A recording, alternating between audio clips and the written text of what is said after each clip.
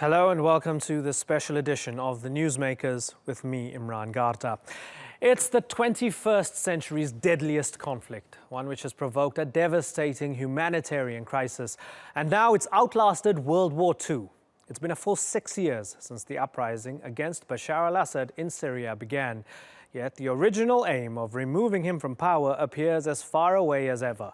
The UN says the conflict is the worst man-made disaster in more than 70 years. Despite all the rhetoric, the organization, whose purpose is peace, has failed to end it. The world has witnessed war crime after war crime as civilians have been gassed, bombed and beheaded. But talks have been futile and ceasefires have been based on empty promises. For those who've survived, their lives will never be the same. The conflict has birthed a lost generation without education, without parents, without a home. The country is a broken shell of its former self, now splintered by hundreds of militias backed by more than a dozen countries, with no end to the fighting in sight. Today's newsmaker is the war in Syria as it churns on into its 7th year. We begin with this report from Randolph Nogel.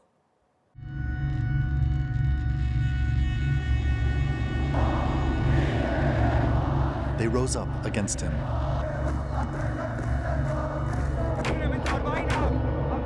And like his father before him, Bashar al-Assad tried to crush the rebellion. Every war is bad.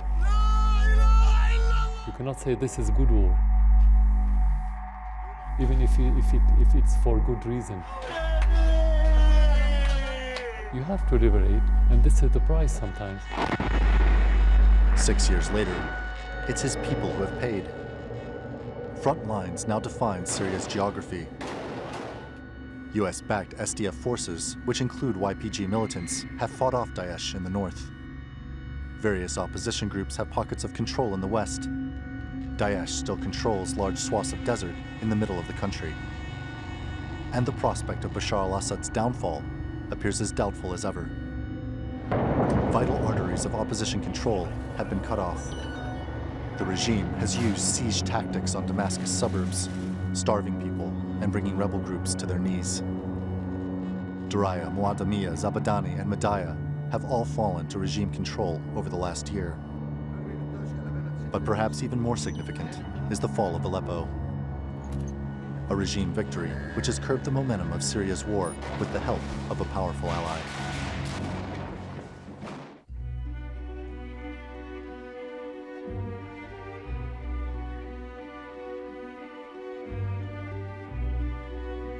A decisive factor in the battle for Syria's second city was Russian airstrikes.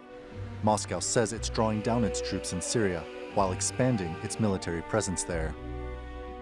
Russia has signed a deal to double the space for its warships in the Syrian city of Tartus, Russia's only port in the Mediterranean. The deal also includes rights to an airbase that may already be adding a second runway.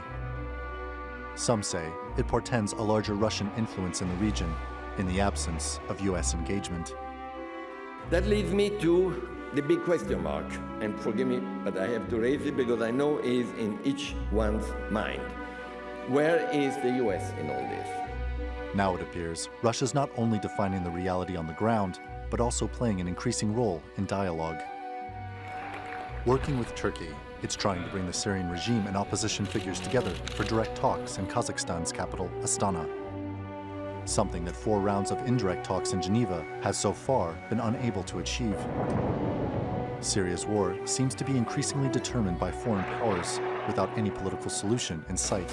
Even if anybody signed an agreement agreeing that Assad will continue in power, Assad will not be able to establish peace. There is no consensus on Assad. But as Syria's war enters its 7th year, Bashar al-Assad's role appears to be only more secure while the country remains anything but. Randolph Nogel, The Newsmakers. Well, to discuss this, I'm joined here in studio by Yasser Tabara. He's a member of the Syrian opposition and a former spokesman for the interim government. He's also a senior fellow with the Omran Center for Strategic Studies. And in Baghdad, retired Brigadier General Mark Kimmitt.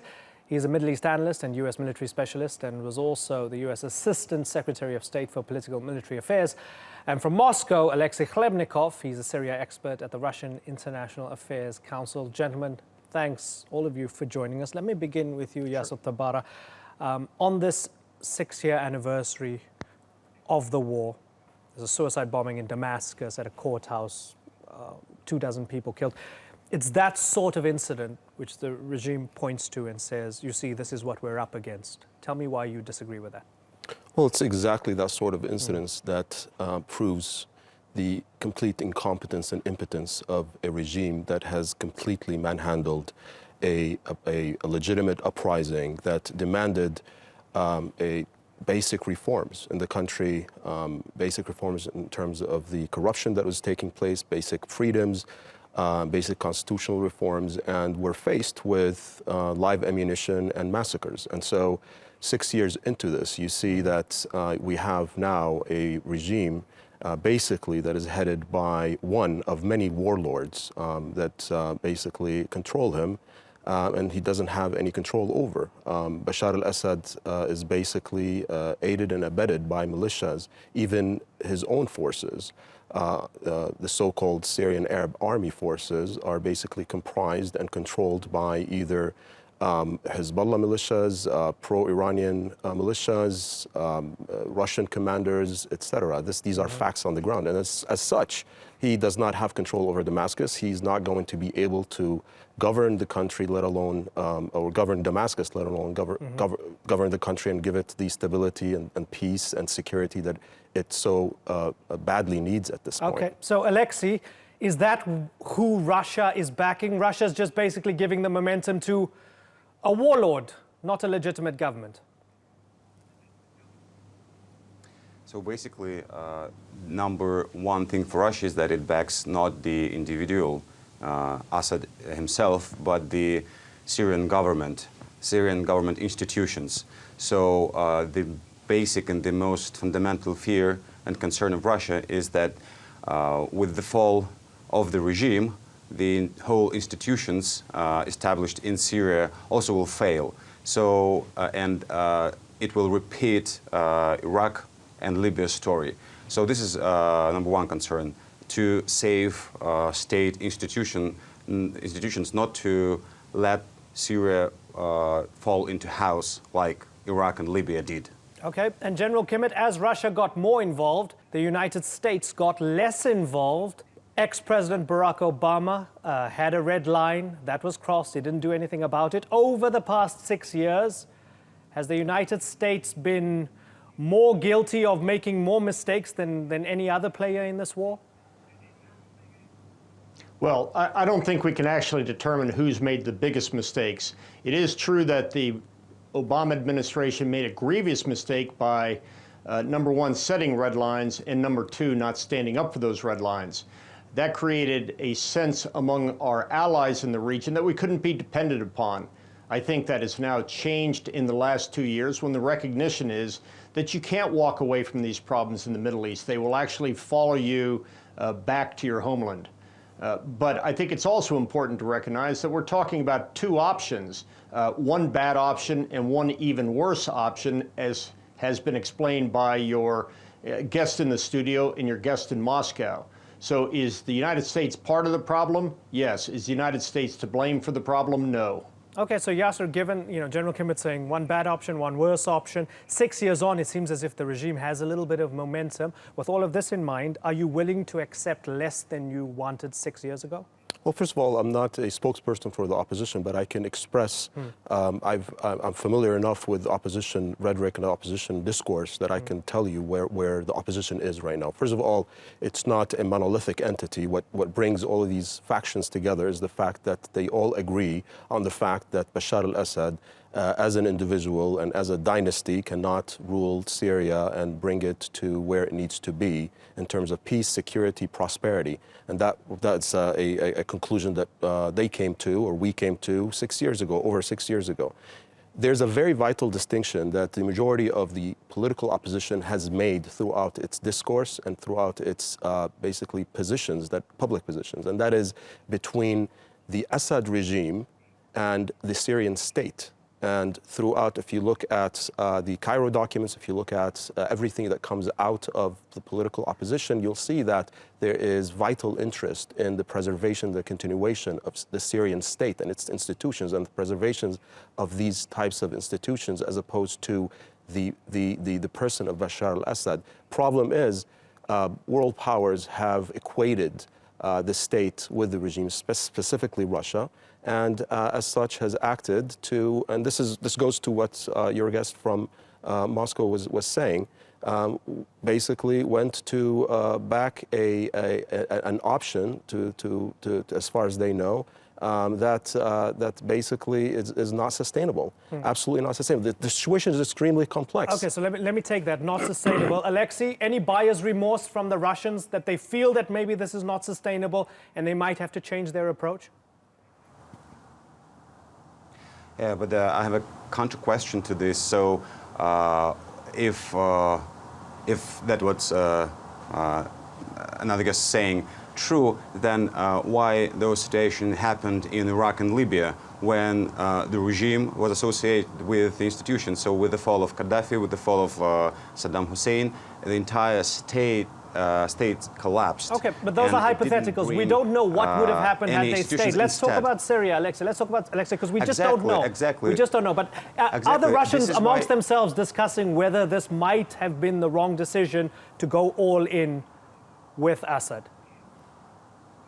I don't think Russia is going all in with Assad, and numerous times Russia reiterated that it doesn't support him personally, his family or his personality. It supports just the regime, the institutions, the Syrian army, but not his family and their rule. Another problem which comes into forefront is that who is gonna come to replace Assad family, or who will become the next leader? And this is up to the Syrian people to decide. On the opposition side, we can see that the opposition is highly fragmented, and since the first days of the civil war, it was fragmented and it is fragmented now. What is need to be done is to what actually Russia, Turkey, and Iran are doing now, trying to get together parties of the conflict, Syrian government, and the armed opposition groups and political opposition to Astana, and try to launch the negotiation process. Okay. Now, one of the things, yes, I'm going to bring you in just a few moments, but I want to bring up the death toll and the human cost of this war, because in a way we've almost become desensitized to this unimaginable suffering that has been experienced by many Syrians, by other people as well, but particularly Syria's children. Here's Yvette McCullough with a bit more on that.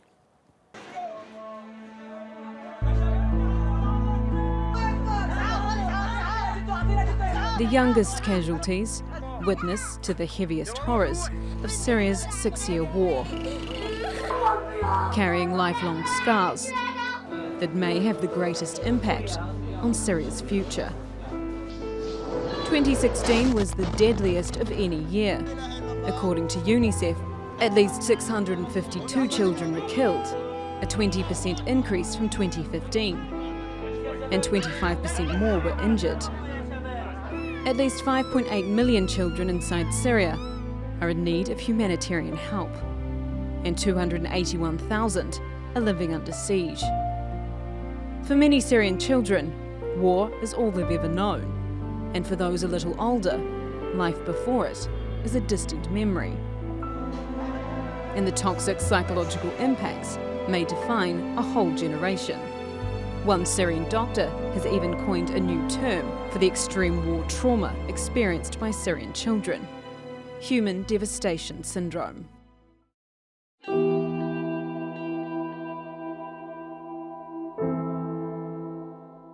Around 2.3 million children have fled the war for neighbouring countries. More than 1.2 million Syrian children are refugees here in Turkey. That's more than any other country. One of the biggest challenges has been trying to ensure that they can all go and stay in school. Right now, more than 40% of school-aged children here aren't getting a formal education. The Turkish government is trying to change that with programs in schools like this. Findikzadeh School has almost 100 students orphaned by the war. It's working with an aid group that provides clinical psychologists for the children. When I talked to the psychologists, they told me that almost every child has been through something traumatic. As far as observing them, when they go out for a break, they tend to beat and fight each other. Aziz Biakfa says one of the challenges is keeping the kids in school when their families want them to work. Most of my students over 10 years old have to work. We're talking to the families to be able to prevent it, but they say they're also desperate because they need the money to get by. But for many of the children, this school is a place they can feel safe. 13-year-old Maya Ali from Al Bab lives here with her mother and 3 brothers. She lost her father in the war. In Syria, we couldn't do anything. There was always just fear. We were afraid of bombs and that something would happen to us. But here, there is no such things. I want to be a teacher when I grow up and teach just orphans. 11-year-old Wael Hassan from Aleppo has been in Turkey for 18 months. When we first came here, we didn't have a home. Then my uncle came and rented a home for us. We have to get an education. We have to study to be a doctor or an engineer. Both told me they'd like to go home to Syria, but as the war enters its 7th year, the chance to go back seems unlikely for now. Yvette McCullough, The Newsmakers in Istanbul. General Kemet, this is absolutely unimaginable, some of the suffering that has gone on. We have, millions of refugees, hundreds of thousands dead. There's a feeling when monitoring what's coming out of the United States from both the left and the right, there's a feeling from many people, this is not our war, we need to stay the hell out of it. I mean, I was just reading Dennis Kucinich saying, why are we doing anything in Syria? Why are we sending anyone there? There are those on the right saying we need to stay out of it because it's a big mess. Do you feel that, the worse this gets, the less Americans want to get involved? No, I don't think that's the case at all. Dennis Kucinich has been anti-war for the last 40 years. He's never seen any value in foreign operations, so I think he's an outlier. I believe that, quite the contrary, the American people are seeing this kind of suffering that's being caused by the Assad regime, and they're saying, why don't we do more? And I think the military operations that are being conducted by the YPG in the northeast part of the country, fully supported by American troops on the ground, is an indication that America is willing to do more, primarily to defeat ISIS in Raqqa, but also hoping to bring an end to a very destabilizing element inside of this war inside of Syria. And possibly creating more problems, because then Turkey says you're not taking our worries seriously by supporting the YPG. So might there be a terrible knock-on effect here for the United States, General Kemet? Well, I think the real issue is the issue that was brought up earlier on the part of your colleague in studio. The fact remains that the opposition parties haven't come to a collective agreement on what a post-Assad regime and institutions will look like. And your Russian colleague is being a bit disingenuous. He's saying we're not supporting Assad, but by fighting on behalf of the Syrian institutions, they in fact are perpetuating the Assad regime. There is nothing at this point where the Russians are saying Assad must go. And every bomb that they drop, every military operation that they participate in perpetuates the regime of Bashar al-Assad. Okay, let's give Alexei an opportunity to respond. Alexei, you've been disingenuous here, according to General Kemet. Firstly, it's not as simple as my colleagues put it here. If you look at the Russia's support to the regime, to Bashar al-Assad and his army, it basically comes against terrorists. If we look at the U.S. attempts, which try to support rebel groups on the ground, we see that they had no success whatsoever. If you look at this train and equip program, which totally failed, basically weapons and different arms and finance which went to the certain groups designated by the United States for support, they basically ended up in the arms of terrorists and ISIS and Jabhat al-Nusra. in Syria. So if we speak foolish. about, I can't believe he's saying fighting. that. Okay, General Kimmett, come in. Yeah, certainly. The suggestion that the military operations against ISIS are not succeeding is absolutely foolish. We are at the gates of Raqqa right now with the Syrian forces being fully supported by American artillery and American advisors. If you take a look I was at the talking not amount about current of situation, but the previous country one. that I'd like well, to but you see, you are characterizing everyone as terrorists. You don't legitimize the opposition forces that aren't terrorists, but are simply trying to change the regime. Okay, so let's get Yasser. I'd like to weigh in on this particular point. I mean, let me remind everyone. If that was the case, Russia would never invite and organize the Astana talks or support Geneva talks, where political groups and even armed opposition groups are participating. Okay, so we I have a don't Syrian think here you're who wants right to jump in. pointing out to it. Thank you.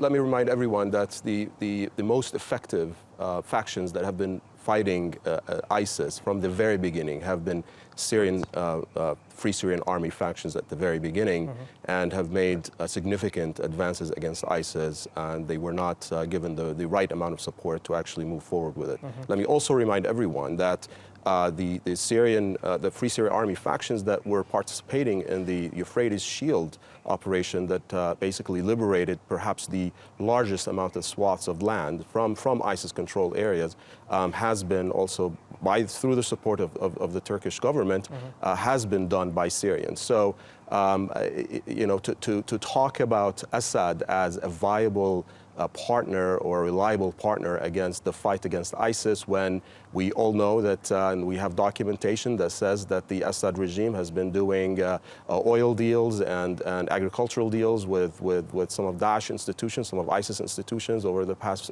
few years, is extremely disingenuous. Let me jump in here just for a second, Yasser, and ask you about some countries and players who might not fully support the Russian role or Russian perspective here, but they might not fully support the opposition as well, or they might not want to get their hands dirty with Syria because they feel, okay, so you have Daesh, you have Jabhat Fatah Sham or Nusra Front, and so on. These are egregious groups.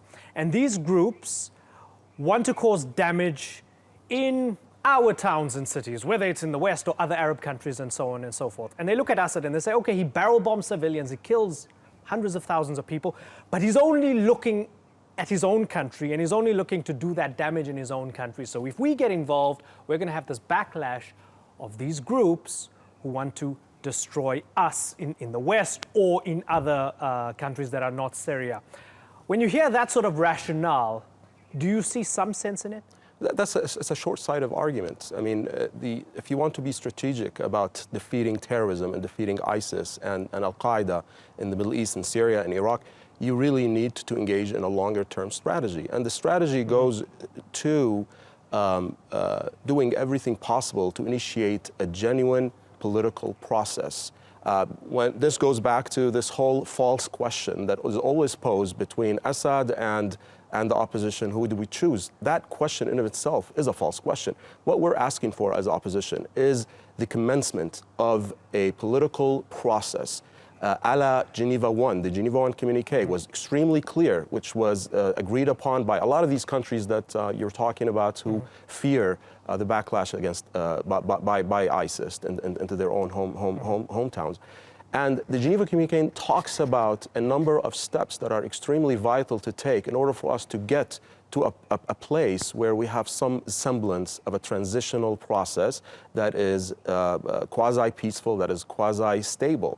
It talks about first of all, a genuine and true cessation of all... But as we stand, Geneva's dead, right? It's 2017, Geneva's dead. But that's part of the problematic Russian role. You know, it's switching over to the Astana track, which is being entertained by the opposition right now. The problem is... The opposition and other countries involved, like Turkey and so on, they're getting involved. They're saying, okay, this is what we have to deal with now. It's not an ideal world. Of course, but you cannot keep bombing civilians from the air, whether you're the Russian... I mean, you cannot be an ally and a neutral party at the same time, trying to broker these peace negotiations. When you are sitting in Astana and at the same time bombing Idlib and bombing Daraa and bombing and allowing the Syrian Air Force to actually commit all sorts of atrocities, then your role is not a genuine neutral role. What we're asking for is a fair process that shows some sort of good faith in terms of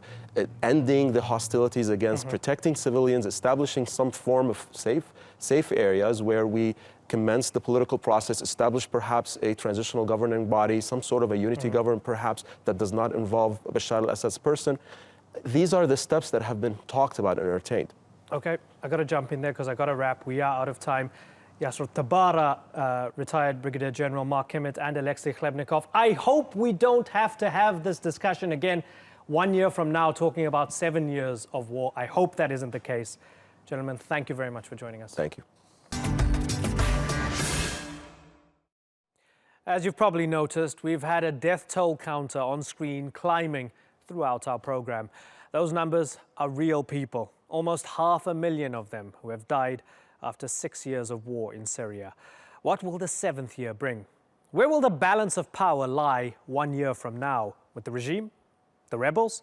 And will we be looking back at 7 years of war and more unimaginable pain, or a resolution? Will this next 12 months finally bring about some respite for the people of Syria and end this war? Questions everyone wants answered, but too few have the ability to influence. Thanks for watching this special edition of the Newsmakers, 6 years of suffering.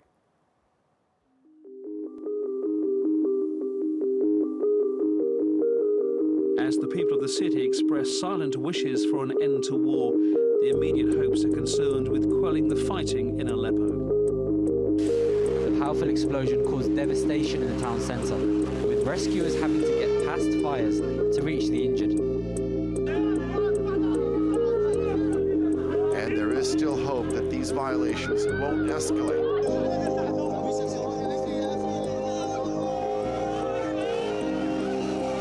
The Syrian conflict has divided the international community. In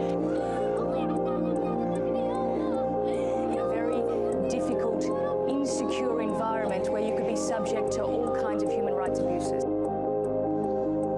And they said that they went hungry for more than a year.